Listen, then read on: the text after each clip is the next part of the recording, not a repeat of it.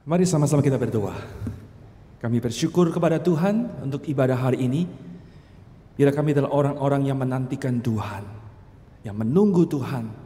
Dan kami percaya firman-Mu adalah firman yang hidup, yang boleh mengajar dan menuntun kami pada hari ini. Firman-Mu yang lebih manis daripada madu, akan menyegarkan jiwa dan batin kami yang paling dalam. Roh Kudus yang kami hormati, Engkau yang telah memberikan kitab suci kepada kami, dan kami ingin roh yang sama akan menuntun kami, mencelikkan kami, dan membawa kami dalam kelimpahan akan kekayaan firman Tuhan. Kami membutuhkan pertolongan-Mu ya Tuhan. Berkati setiap kami. Kami berdoa dalam nama Tuhan Yesus. Amin. Puji Tuhan, kita boleh beribadah hari ini. Satu ibadah yang khusus, walaupun secara streaming, tapi saya percaya bahwa berkat Tuhan akan Tuhan siapkan. Bapak Ibu sekalian, dalam hidup orang Kristen ada sebuah masa tertentu yang sering kali kita akan lewati. Khususnya teman-teman yang akan dibaptis hari ini, ada 21 orang yang menerima baptisan dewasa dan siri. Engkau dengar baik-baik. Ada sebuah masa tertentu yang sering kali akan Anda lewati. Ada masa-masa yang mungkin tidak mudah, masa yang penuh dengan pertanyaan. Ini masa dikatakan sebagai masa disorientasi. Masa disorientasi. Ada banyak pertanyaan yang mungkin tidak terjawab. Sampai kapanpun gak ada jawabannya, saudara sekalian. Mungkin kau berdoa pada Tuhan, Tuhan saya berdoa, saya mohon pertolongan-Mu. Namun seolah-olah kemudian jawaban Tuhan tidak kunjung tiba. Disorientasi, sudah bingung. Kamu punya masalah, kemudian kamu mencari Tuhan, saya mendekat pada Tuhan. Namun kemudian Tuhan seolah-olah Tuhan menjauh. Kamu mencari wajah Tuhan, namun seolah-olah sekali lagi Tuhan sembunyi. Sudah ada masa disorientasi. Yang saya percaya hari ini banyak di antara kita di dalam masa-masa yang seperti itu, saudara sekalian. Kita bertanya, kita bingung, kenapa ini? Dengan segudang pertanyaan yang tidak ada jawaban barangkali. Ini adalah masa yang dialami oleh banyak anak-anak Tuhan. Saudara sekalian, dalam beberapa minggu kita telah belajar akan kitab Habakuk. Seorang nabi dalam perjanjian lama. Bukankah nabi? Khususnya dalam pasal pertama, kita telah melihat berkali-kali nabi. Ini pasal ada menceritakan adalah pengalaman dia melewati masa disorientasi. Ada segudang pertanyaan yang dia munculkan dan tidak ada jawaban daripada Tuhan. Saudara-saudara sekalian, maka hari ini saya mengajak Anda berpikir bersama-sama apa yang seharusnya kita lakukan di masa-masa yang seperti ini. Sikap apa yang harus kita munculkan tatkala kita melewati satu masa yang namanya disorientasi itu. Bercermin daripada Nabi Habakuk, ada sebuah sikap agung, ada sebuah keputusan penting yang Nabi buat, yang saya kira kita layak untuk memikirkannya pada hari ini. Mari kita lihat Alkitab kita daripada Habakuk pasal yang kedua, saudara sekalian. Kita telah mempelajari Habakuk pasal pertama selama 3 minggu berturut-turut. Dan kita tiba hari ini dalam Habakuk pasal yang kedua. Hanya ayat pertama yang akan kita renungkan. Hanya satu ayat. Kita menemukan sebuah sikap yang luar biasa yang Nabi munculkan di masa disorientasi itu. Habakuk pasal kedua ayat yang pertama. Saya mengajak yang ada di ruang ibadah, kita boleh membaca bersama-sama satu ayat yang pendek ini. 1, 2, 3. Aku mau berdiri di tempat pengintaianku dan berdiri tegak di menara. Aku mau meninjau dan menantikan apa yang akan difirmankannya kepadaku dan apa yang akan dijawabnya atas pengaduanku. Ada sebuah sikap yang luar biasa yang Nabi munculkan yang layak kita pelajari bersama. Bagaimana dia menanti di masa-masa yang sukar itu? Satu jawaban, saudara. Dia belajar menanti Tuhan. Dia belajar menunggu Tuhan. Waiting upon God. Saudara sekalian, apa sih artinya menanti Tuhan itu? Apa artinya menunggu Tuhan itu? Saudara, yang pertama, itu berarti kita berfokus kepada Tuhan. Orang yang menanti Tuhan berarti apa? Dia mengarahkan fokusnya, pandangannya hanya kepada Tuhan. Setelah selama ini kita menemukan bahwa Nabi Habakuk fokusnya kepada situasi sekitar. Fokusnya kepada masalah demi masalah yang muncul silih berganti. Orientasinya kepada diri.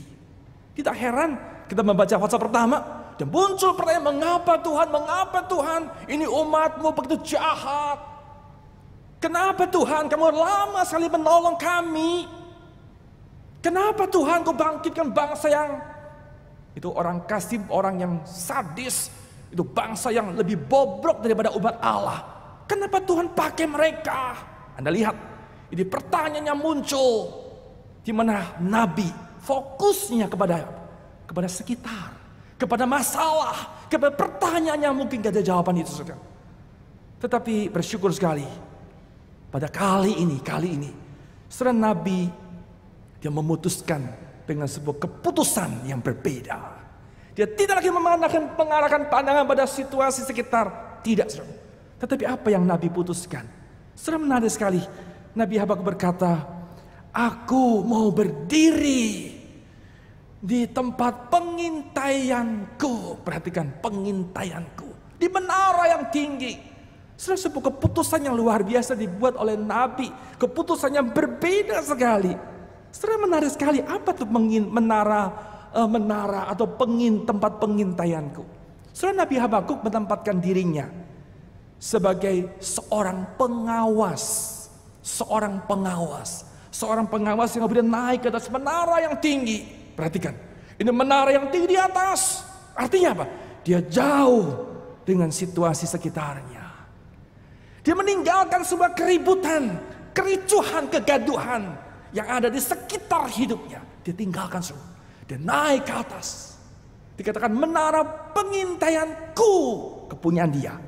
Dia mengambil posisi dirinya, menempatkan dirinya di tempat yang sepi, yang hening, di mana dia hanya berfokus kepada Tuhan. Luar biasa sekali. Nabi berkata, I will look to see. Aku mau melihat jauh ke depan. Menggambarkan apa, saudara? Semua jelas sekali. Nabi mengalihkan pandangannya dari situasi di bawah, dari kegaduhan yang muncul, dari masalah demi masalah yang ada yang tidak pernah berakhir. Sekarang dia mengalihkan pandangannya kepada Tuhan. Saudara, sikap yang luar biasa dimunculkan oleh Nabi Habakuk. Sekalipun kita sadar bahwa masalah itu masih ada, saudara. Umat Allah masih jahat. Mereka masih kacau hidupnya, masih melawan Tuhan, masih menyembah pada dewa-dewa. Dia berpaling meninggalkan Allah Israel. Masih terjadi, saudara, masih terjadi. Tetapi Nabi mempunyai keputusan atau sikap yang berbeda. Dia mulai mengalihkan fokusnya hanya kepada Tuhan. Saudara, menarik sekali bagaimana cara Nabi Habakuk mengekspresikan sikap yang dia mau bangun ini. Ketegasan yang dia munculkan. Saudara, Alkitab Indonesia menarik sekali, dia memakai dua kata, yaitu kata berdiri. Ya, saya ulang, dikatakan aku mau berdiri dan berdiri tegak. Saudara, apa artinya? Seolah-olah dia mau menunjukkan satu sikap yang tegas. Dia mau mengatakan, saya berdiri di atas menara. Saya tidak mau tinggalkan menaraku, kata dia. Saya mau apa? Saya mau fokus kepada Tuhan. Sikap dan keputusan yang tegas Nabi munculkan. Kekasih-kekasih Kristus, ketika Anda dan saya sedang melewati masa-masa disorientasi yang mungkin kita alami, ada masalah, ada pergumulan, ada pertanyaan yang mungkin tidak ada jawabannya. Mari kita ambil sikap seperti Habakuk, saudaraku. Mari kita selesaikan, kita hadapi semua itu. Tentu kita selesaikan tanggung jawab kita. Kita harus melakukan porsi kita. Seperti seorang nabi yang mengambil posisi sebagai seorang pengawas. Sudah menarik sekali, seorang pengawas itu bertugas. Dia naik ke atas menara yang tinggi. Kemudian dia memantau keadaan sekitar. Mungkin ada musuh di depan, mungkin ada masalah. Dia perhatikan, dia melihat semuanya. Dan kemudian ini pengawas, dia lapor kepada siapa? Kepada pribadi yang memberikan kepercayaan kepada dirinya. Itulah yang Habakuk lakukan. Dia melihat situasi sekitar kekacauan dan kegaduhan itu. Dan kemudian dia naik. Dilaporkan semua pada Tuhan. Setelah itu, dia fokus hanya kepada Tuhan. Setelah itulah waiting upon God. Menunggu Tuhan berarti apa? Engkau lakukan tanggung jawabmu. Engkau melaporkan semua pergumulanmu kepada Tuhan. Setelah itu, fokuslah hanya kepada Tuhan. Saudara-saudara sekalian, seorang penulis buku yang namanya Max Lucado, boleh keluarkan tayangannya, kutipannya bagus sekali. Dia punya permainan kata yang menarik, yang cakep banget. Dia berkata begini, focus on giants, you stumble. Sebaliknya, dia bermain kata, focus on God, your giants tumble. Menarik saya, saudara. Kalau Anda fokus kepada giant, kepada raksasa-raksasa yang ada dalam hidup kita, masalah demi masalah yang besar, krisis barangkali, memandang hari depan, hari esok, tahun depan, buram, suram barangkali. Betul, itu giant, saudara sekalian. Soal kesehatan barangkali, soal karir masa depan. Kalau kita fokus kepada giant, saudara akan kalah. Engkau akan tersandung. Hari ini, siapa yang menjadi fokus dalam hidupmu? Giant or God atau Tuhan? Tetapi ketika kita berfokus kepada Tuhan, maka semua masalah-masalah itu akan tumbang, akan jatuh semuanya. Saudara-saudara sekalian, hari ini berapa banyak giant yang seringkali menghalangi fokus kita kepada Tuhan. Mulai hari ini mari berhenti fokus kepada masalah. Sebaliknya, mari kita belajar berfokus kepada Tuhan yang lebih besar dari masalah itu. Ya, stop orientasi pada diri. Tapi kita berorientasi kepada Tuhan.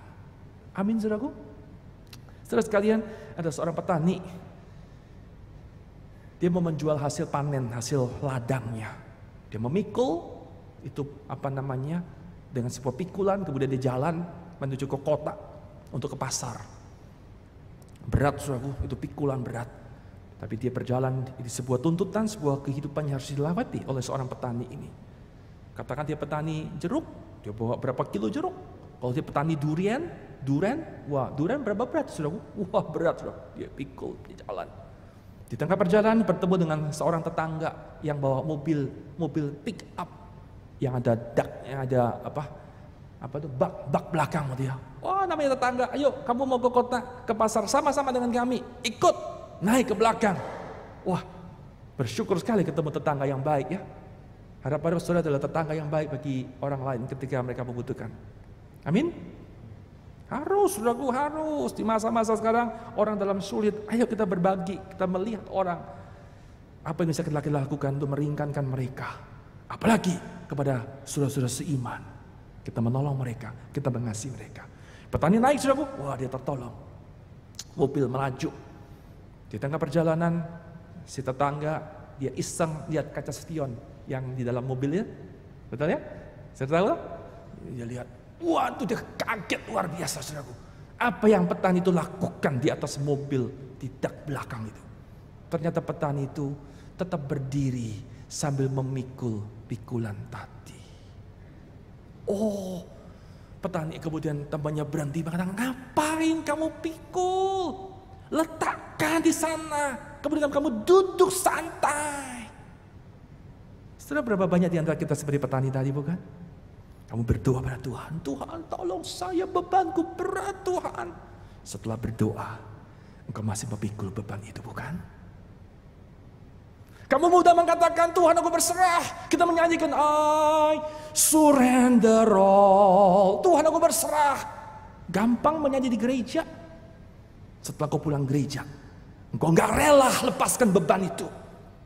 Engkau fokus kepada masalah demi masalah. Mari kita belajar hari ini. Beban apapun, seraksasa bagaimanapun, kamu lapor kepada Tuhan, kamu letakkan di hadapan Tuhan. Setelah itu, fokus kepada Tuhan.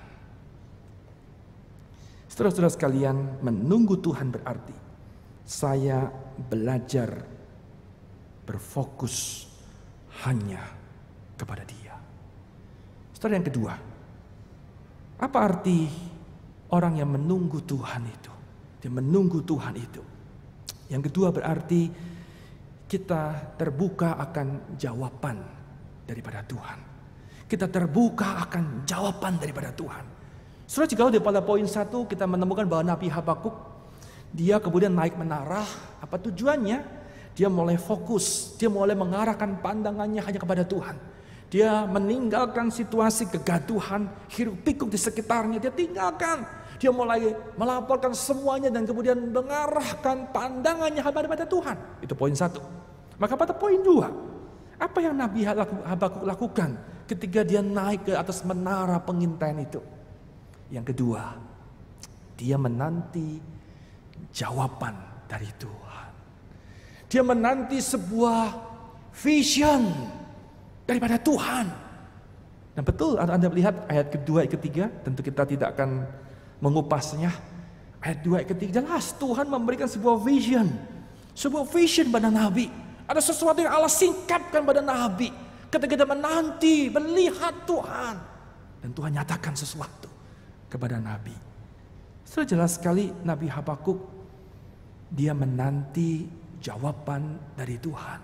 Ayat 1 mengatakan, Nabi berkata, aku meninjau dan menantikan apa yang akan difirmankannya kepadaku. Sudah dia menanti jawaban. Dia menanti, Tuhan, kamu mau sampaikan apa? Di tengah-tengah masa-masa yang sukar ini. Dan tidak ada satu pun bisa menolong saya, kata Nabi. Hanya kepada Engkau aku menanti, aku berdiam, aku menunggu.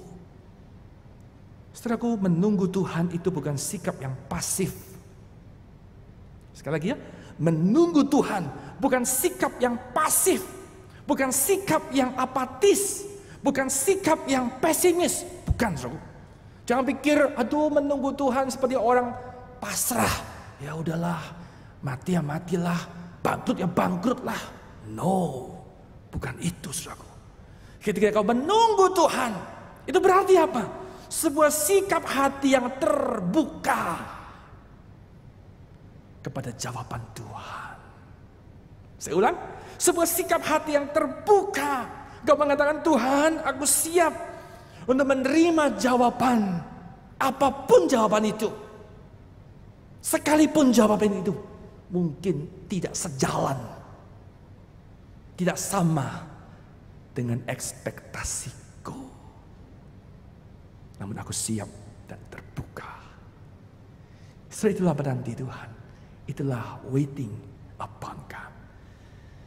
Setelah di pasal pertama, kita menemukan bahwa Nabi Habakuk dia nggak siap dengan jawaban Tuhan.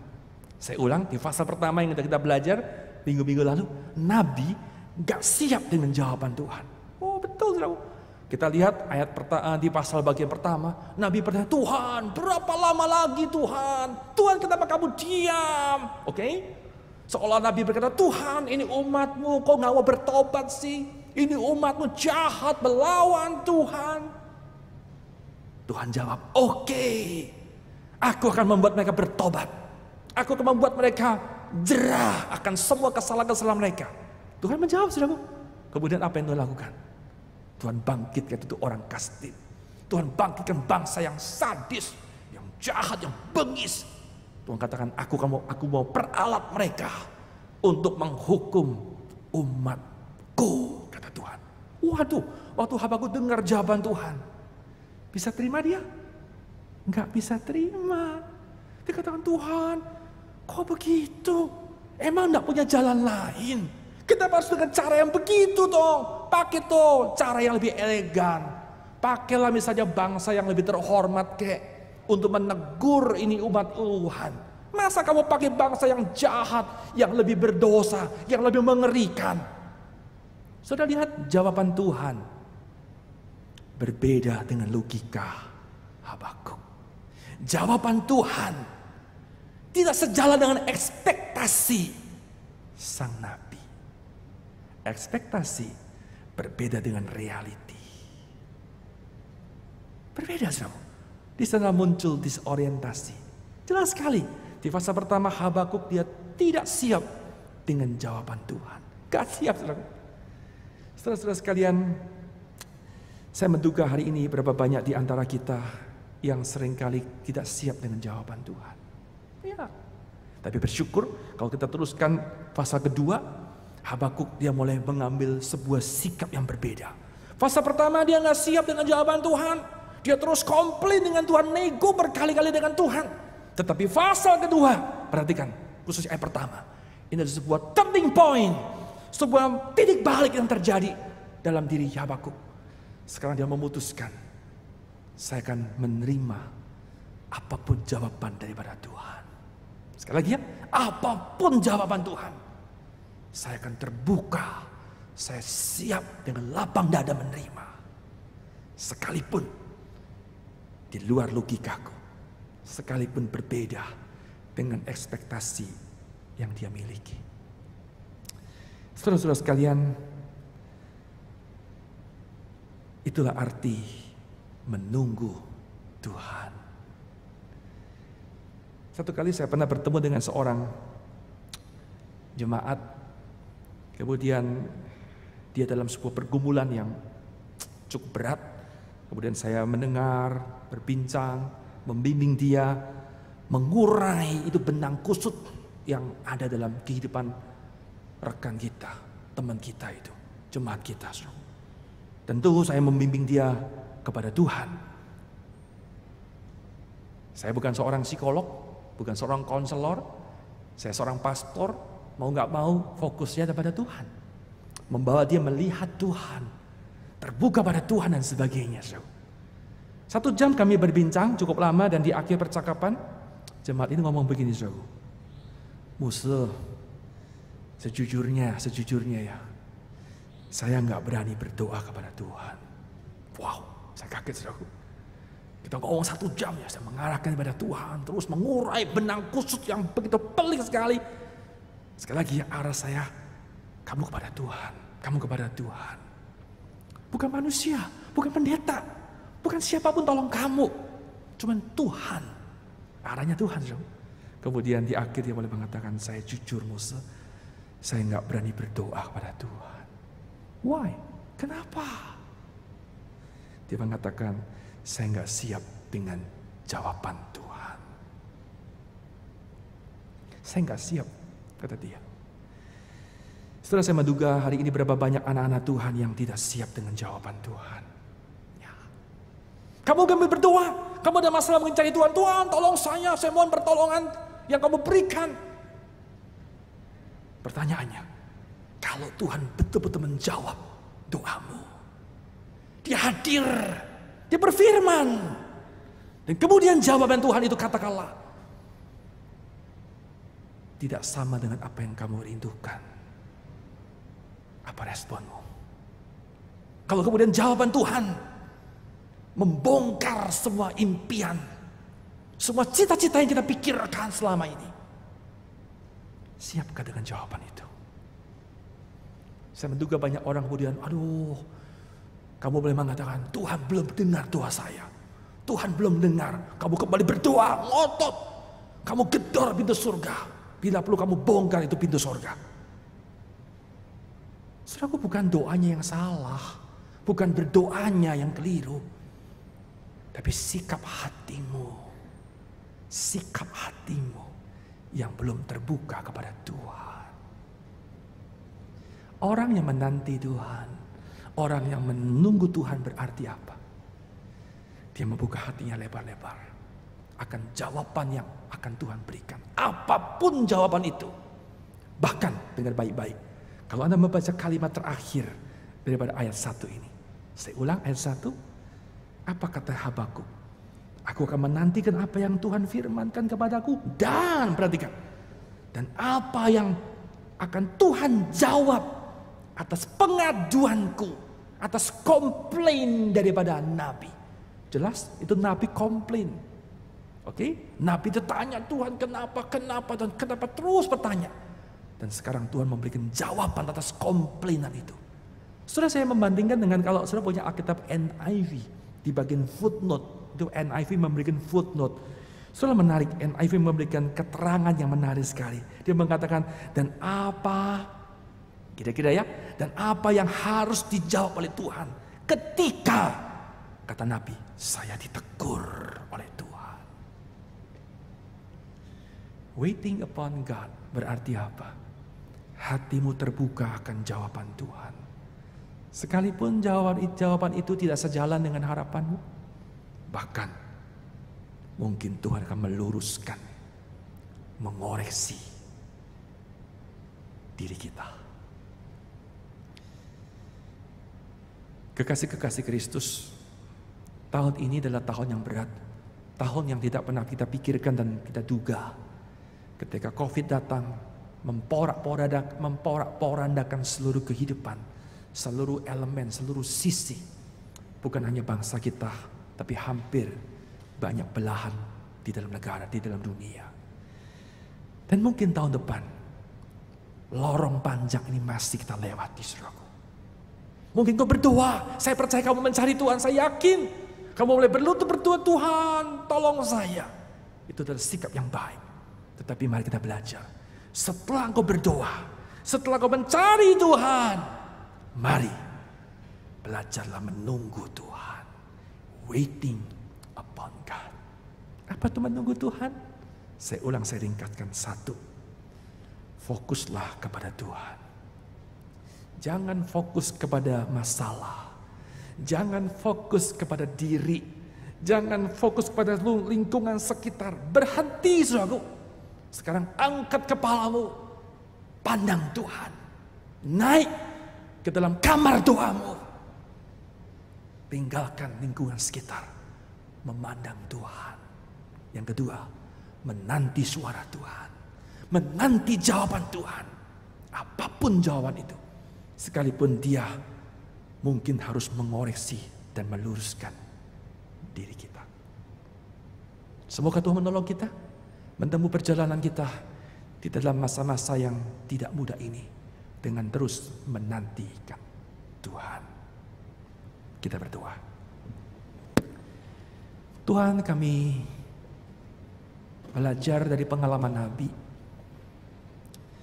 Barangkali kami saat ini pun sedang melewati lorong yang panjang, yang gelap.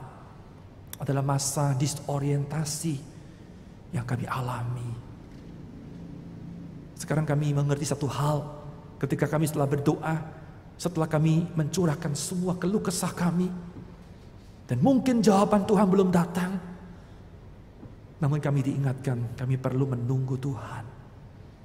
Sikap menunggu bukan sikap yang pasif, bukan sikap yang pasrah, bahkan pesimis, bukan Tuhan. Tetapi kami akan fokus makin tajam kepada Tuhan. Dan mendengar suaramu, ajaranmu kepada setiap kami. Tuhan berkatilah jemaatmu, kiranya mereka mampu mencerna firman, membuat mereka untuk sungguh-sungguh bisa menempuh perjalanan ini, melanjutkannya di dalam anugerah dan kekuatan Tuhan yang limpah. Terima kasih Tuhan, berkat Tuhan limpah kepada setiap kami. Dalam nama Tuhan Yesus kami berdoa. Amin.